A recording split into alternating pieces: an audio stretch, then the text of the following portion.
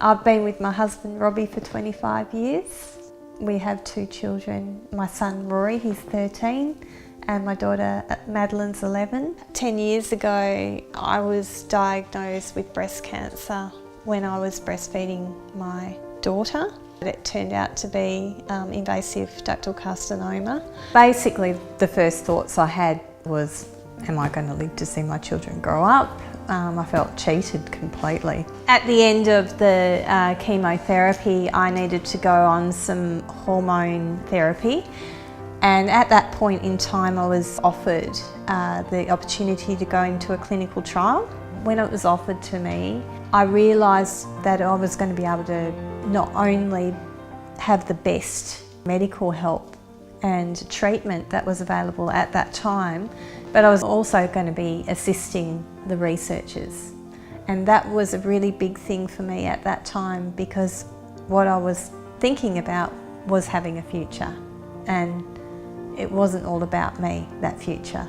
The future was about my children and my family, and also people that I'd met throughout my cancer journey. Basically people I'd met in treatment rooms, in chemotherapy, in support groups, and we were all in the same boat.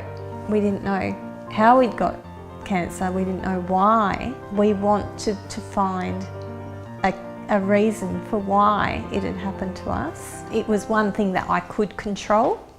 I could control being proactive in helping people and helping myself.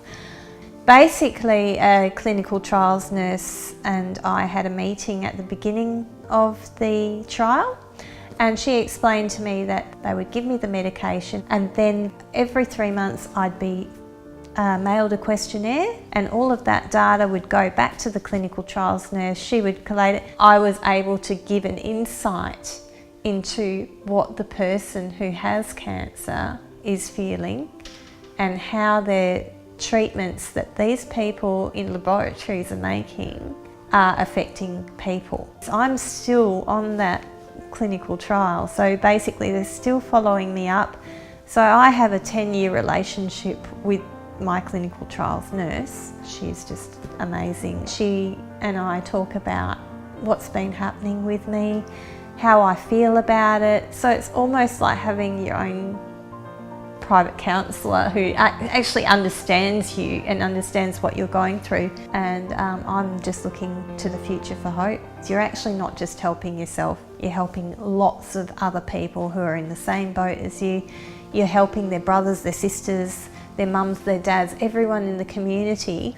And we wouldn't be able to find a cure for cancer if we didn't have these people who put themselves out there to be studied or to be involved in clinical trials. The most important thing was the support that I've gained through being in the clinical trial. It's empowering to somebody to know that you're actually doing something positive when you're in a really negative space in life.